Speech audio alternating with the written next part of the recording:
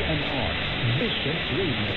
Ang ilang ito na hindi komersyal ay pag-aari at pinamamahalaan ng Far East Broadcasting Company Philippines. Ang DZNR ay may lisensya mula sa National Telecommunications Commission na may bilang BSA-0061-2020. Nagsasahimpapawid ang DZNR araw-araw sa lakas ng 10 kilowatts sa 1143 kHz sa AM band mula Lunes hanggang Biyernes, alas 5 ng umaga hanggang alas 8 ng gabi at tuwing Sabado mula alas 5 ng umaga hanggang alas 12:30 ng tanghali. Ang mga studio at transmitter nito ay nasa Crescent Village, Maharlika Highway, Barangay Divisoria, Santiago City, Isabela. Ang 1143 DZNR ay nasa pangangalagang teknikal ng mga sumusunod na CTBC personnel na lisensyado ng National Telecommunications Commission at ng Professional Regulation Commission. Electronics and Communications Engineer Joaquin Aliga Jr. ECE number 001-1597. First Class Radio Operators John Mark Anthony Magullado, NTC number 12-1PHN-26499 at Valentino Marcelino, NTC number 97-1PMCR-9994. Ito ang 1143 DZNR Missions Radio. Maligayang pakikinig.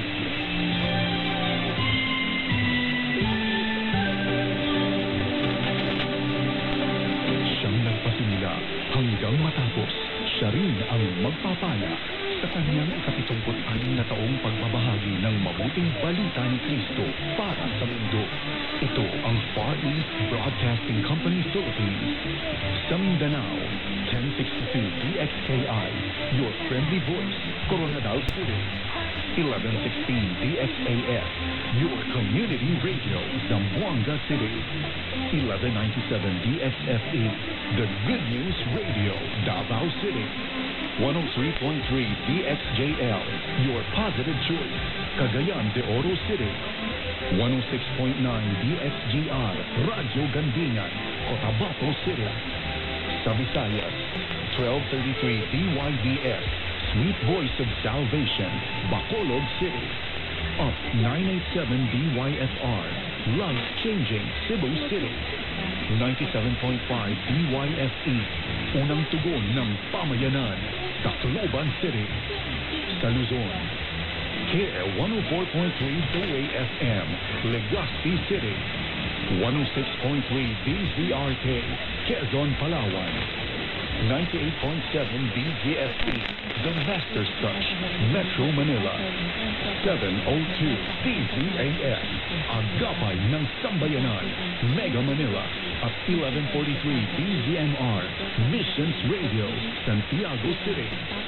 FEBC Philippines, ibinabahagi si Cristo para sa mundo.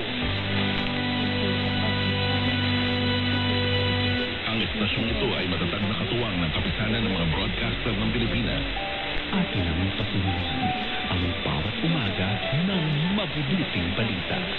Halina't makinig sa bukal ng pagpapalang hatid ng mga piling talata at katuruan hango sa magandang balita Biblia na isinalaysay at isinadula upang magsilbing gabay sa iyong paglago espiritual. Ang mga talatang ito ay pinagpapang sa na inilimbag ng Philippine Bible Society. Sundan at subaybayan araw-araw. Baka ang pagninilay sa